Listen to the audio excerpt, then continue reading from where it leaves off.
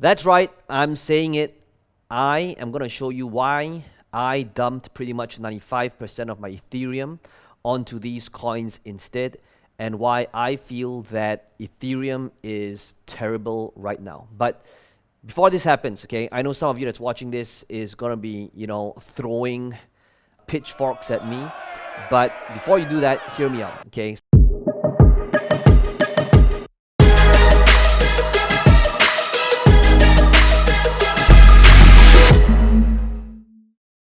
I love Ethereum. Ethereum has served me very well. If you've been following this channel, you'll know that we went in January for a lot of our coins. And here's the thing.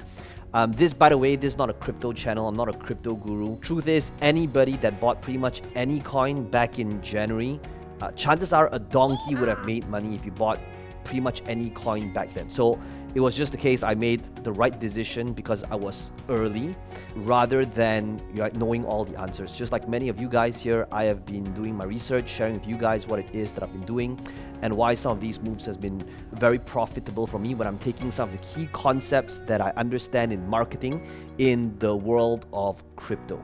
And right now, there's something that's really obvious that's happening in the world of Ethereum that many people are just not talking about. Everybody's just talking about how Ethereum is going to $10,000, which, by the way, could be possible, but you're also going to see why there's going to be a lot of resistance against it. And by the end of this video, if you stay till the end, you know exactly what some of the alternatives are that, in my point of view, a whole lot safer with a lot more upside to it. So let's begin.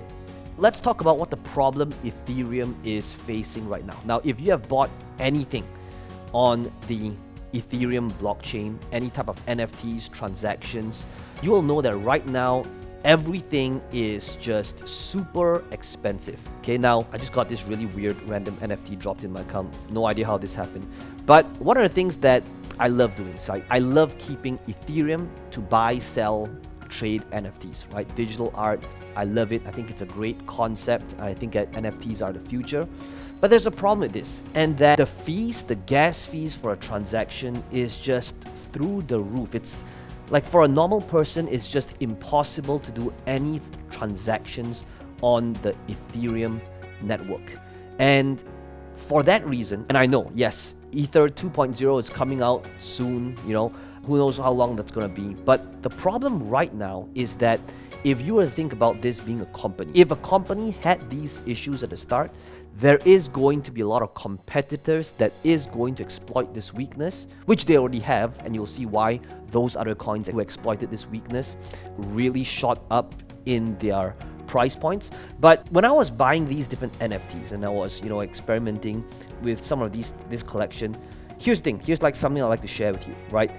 When I was buying something that was 0.4 Ether for about $1,700, like the gas fee just to make this transaction was $357. Do you know how crazy that is?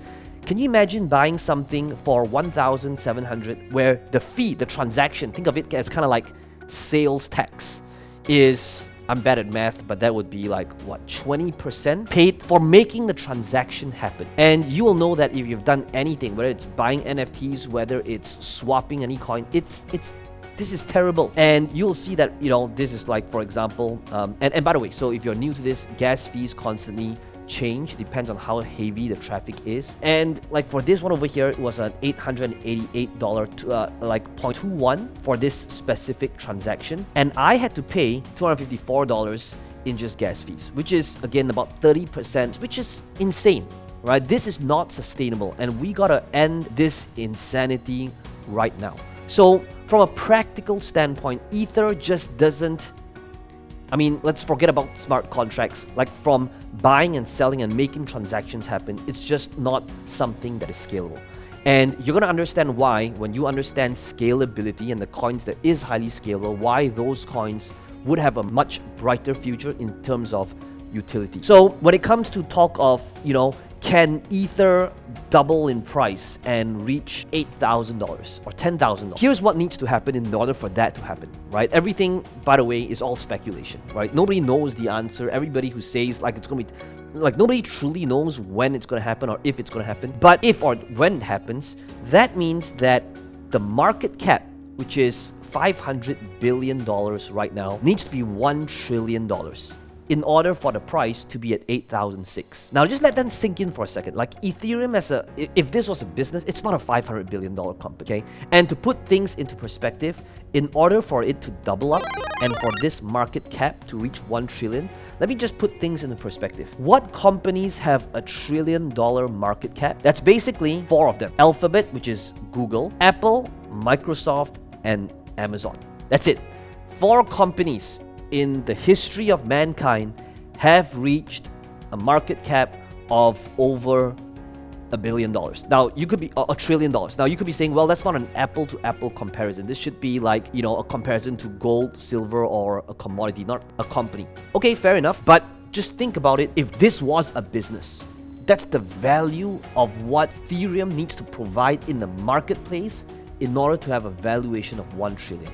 And right now, with all these flaws, where it's pretty much close to impossible for a person to make a transaction, nobody's going to be utilizing it. And here's the thing, to buy and sell and trade NFTs, that's not a good enough compelling reason for it to be worth 500 billion, let alone double and to be a $1 trillion company. So yes, Ethereum 2.0 is an extremely exciting thing to look forward to. It is, I know, going to dramatically increase utility, but before that happens, or when it happens, what's going to happen is that all these other coins is going to come in and it's going to take up a huge market share from Ethereum. And this has already happened, by the way. What are some of these coins that has done well and taken a huge chunk? Well, for example, the Binance Coin. If you take a look at the last 1 year chart, like a year ago, it's at $16 and today it's $668. So, and we don't even need to look that far, right? Like again, if you bought anything in January this year from a price point of $40, right now it's $600. So you have 15x your return in just a matter of 4 months. But the question is, what happened for Binance in order for them to get an increase like this? It was because they solved a problem. And if you have ever swapped any coins on the Binance chain, you will know that number one, the fees, there's just no comparison. It's like over 90% cheaper, right? Instead of paying, say, $150, $200 in fees, it's like 15 bucks. One, swapping coins and making transactions is a whole lot cheaper. So for that reason, there's just a lot of action happening on the Binance chain rather than Ethereum. And that's why when somebody launches a new coin today, some of these pump and dumps or new coins or ICOs, there's a lot of them that would rather do it on the Binance chain. Why? Because it's just so much cheaper to do so. And for that reason, that's why adoption rate has skyrocketed in the recent months. That has enabled to have the Binance coin to be worth 101, a lot of zeros of year, $1 billion, right? And that's why it's like the number 3 coin right now. So what I'm always doing, so what does this have to do with dumping Ethereum? So when it comes to my investment strategy, and first of all, when I say that, not financial advice, this is just something that has worked very well for me in the recent months, but it's just basically predicting where an ecosystem is headed just based on value and utility. Like if you think about once all of the speculation and when the dust settles, when the hype is gone, what truly gives something valuation is the value of the thing, the commodity that's being delivered in the marketplace, right? This is true for any company, any business, any product. When there was the .com boom, which were the companies that were left standing when 98% of .com companies went bust? It is the ones that delivered value. So same thing here right now, right? We know that we are in the midst of a bull run, but there's a lot of bull crap out there, and we got to be able to distinguish well which ones are going to last the test of time based on the value that they create in the marketplace. So this is where I want to be able to walk you through how to think about the direction of what is going to be the next coin that has got utility, that is much cheaper, that is going to increase adoption, right? And this is a gem that I see many crypto channels don't even mention or talk about, okay? And the reason for that is because it's not in the top 20, it's not in top 50, it hasn't really pumped yet. Now, few different coins. Well, the first one that a lot of channels do talk about is Cardano, right? ADA.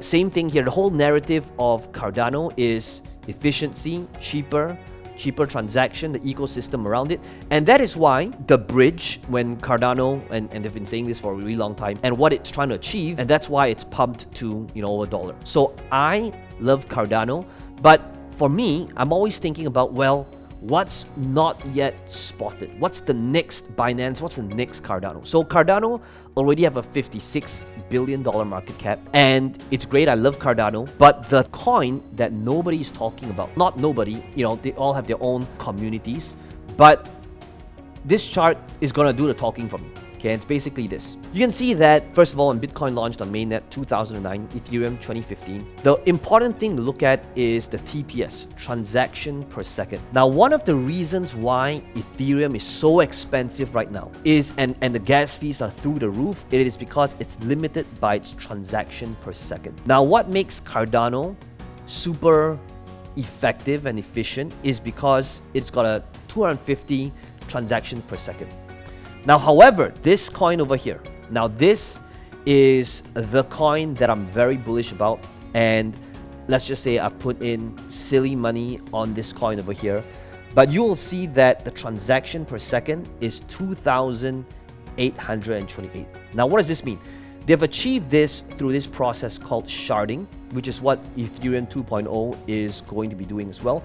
But through sharding, this is the first coin that adopted this process. But basically what it means is that it is a whole lot cheaper, faster, and quicker to do so. So that means I could literally send somebody else $100,000 and it would cost me less than $1 to do so. Now that is absolutely insane. And because of this, so that means that if a corporation wants to be able to send out large data, it means that, first of all, obviously no company will be able to pull that off on the Ethereum network because it's going to be too expensive to do so, and the expenses just doesn't even make sense when it costs $250 to make a transaction. But on the Zilliqa chain, it literally costs a few cents. What does it mean, and why is it the case that all of the top crypto channels isn't talking about this? Well, because right now, as of the time creating this video, Zilliqa hasn't really pumped in relation to all of the other coins in comparison to the bull run in 2018. If you take a look at the Zilliqa price point ever since it was launched, you'll see that it just recently received its all-time high.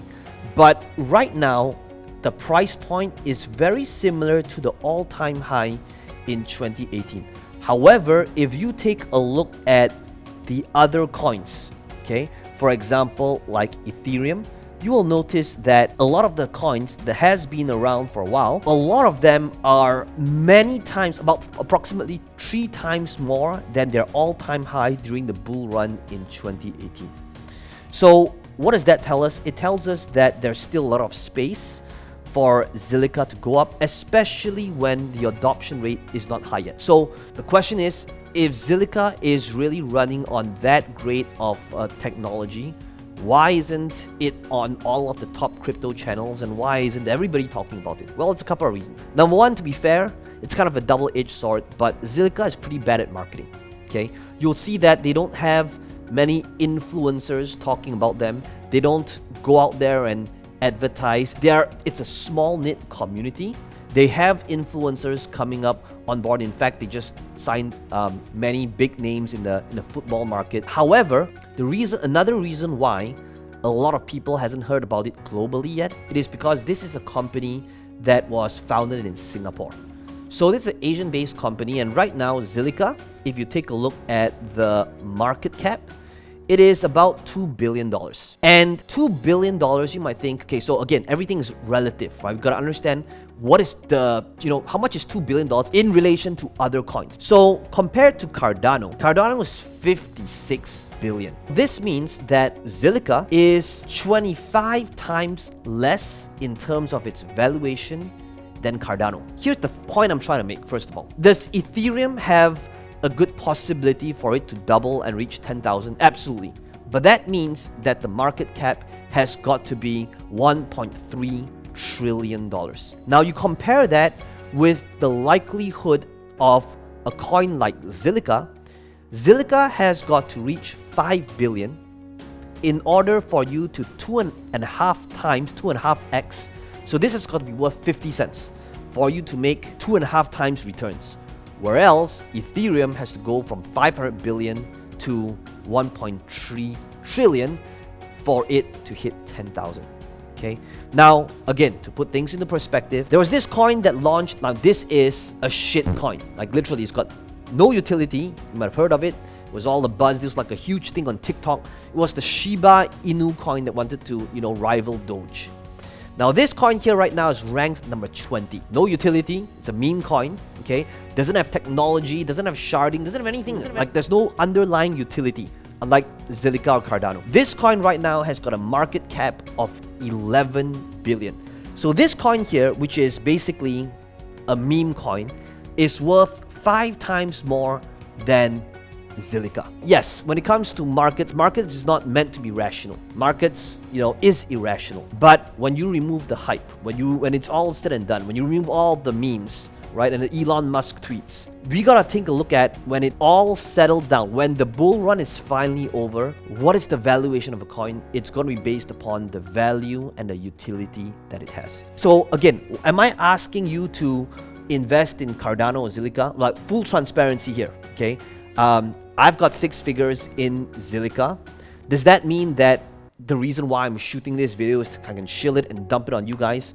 I can tell you, right, this is something that I'm going to be holding on to long term. And we're going to see whether this video aged well or not. Which, by the way, guys, if you're enjoying this video so far, smash the like button for a YouTube algorithm so that more people get educated on this topic and how to think about things, right, when it comes to understanding market cap, potential, upsides, risks. And be sure to subscribe to the channel if you want to be able to get more updated news when it comes to making money online. So whether it's crypto, whether it's, selling stuff through social media, you want to make sure you're subscribed if you want to have the latest information. So back to this, okay? So how do you think about this? Well, the way I think about this is you want to be able to diversify so that you are investing in coins that is based upon real utility. So Cardano, you can see that they have a really huge ecosystem built up around this coin when it comes to like everything from developer ecosystems to enterprise and startups and developments and DeFi. They've got a lot of different DeFi projects. And there's just so many exciting things coming up for Cardano. When, on the other hand, on the flip side, if you take a look at Zill, this is like an embarrassment, right? You can see that Zill obviously is still very young. However, why is it that I'm bullish on this particular coin over here? It is because, and this is the final thing, okay? It is because of this. Right now, and this is coming really soon. Basically, the Poly network bridge for the Zill ETH bridge is coming. Now, this is basically one of the things like Binance did. The reason why they sucked and siphoned a lot of money off the Ethereum network over to their network is because they solved the problem, which is the high gas fees. But Binance on its own is not a replacement for Ethereum, right? However, so what Zilliqa, and this is why it's super exciting, is because of their sharding technology, because they've made things a whole lot cheaper and efficient. What's going to happen is I foresee a lot of companies and businesses utilizing this because of its real utility when it comes to data, when it comes to securing their data. But at the same time, because of this Polybridge network, I see a lot of money flowing into the Zilliqa community because nobody wants to pay a $250 transaction gas fee. And when this Poly network bridge is up, and when a person can choose to utilize Zilliqa and pay Zilliqa fees, which is a few cents rather than a few $100s, there's going to be a lot of money that is going to flow into the Zilliqa network, that is going to increase adoption rate, that is going to make this coin absolutely just skyrocket. Guys, let me know in the comments what your biggest takeaway is. Would love to hear what your thoughts are, what coin you are invested in. And if you enjoyed this video, again, do smash the like button. It does help the channel out. And be sure to subscribe to this channel for more videos just like this one. This is Peng Joon here, and I hope you enjoyed this video. I will see you in the next video.